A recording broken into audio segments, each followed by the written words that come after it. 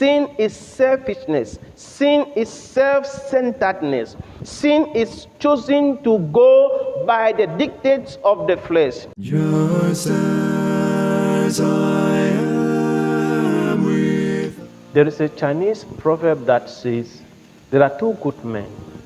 One is dead and the other is yet to be born. A Roman philosopher by name Seneca declared, we have all sinned, some more, some less.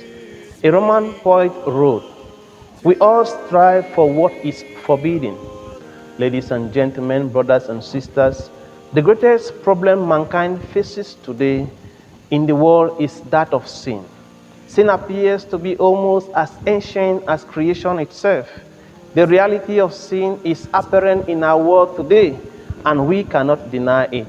In fact, men of every culture throughout history have acknowledged that certain actions are wrong and certain things are right in the sight of God. Even without God in the picture, our conscience pricks us to know that certain things are right and certain things are wrong. In this edition of our program, we will take out time to look at the question, what is sin?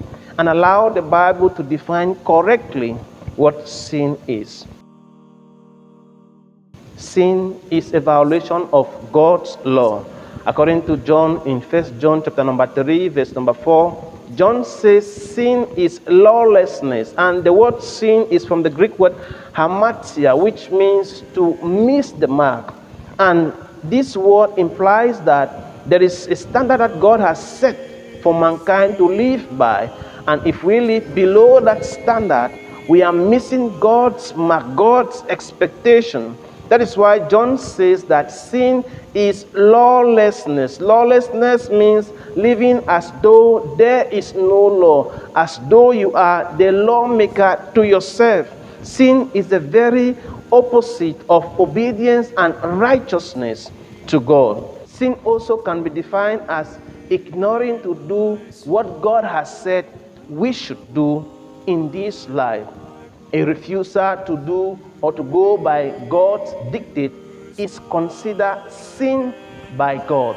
In fact, James put it this way in James chapter number 4, verse number 17, that to him who knows the good he ought to do and does it not, to him it is sin. It is sin if I know something that I'm supposed to do and I fail to do it. God considers it to be sin, to be a violation of the responsibility, to be a neglect of the responsibility he has given me to do. Sin also can be defined as presumption. In fact, the psalmist in Psalm chapter number 19, verse number 13 says, keep back thy servant also from presumptuous sin.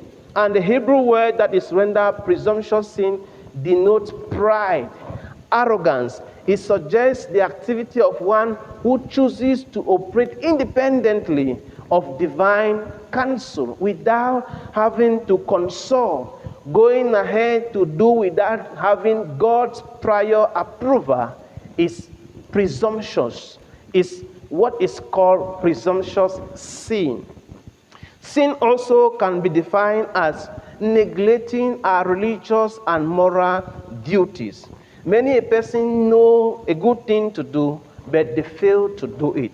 In fact, you hear people say that, I know this is a right thing for me to do, but I will not do it for so and so reason. I know I should teach the laws. I know I should evangelize. I know I should give. I know I should do this. But we fail to do it. We fail to even make use of the knowledge and the resources that God has blessed us with.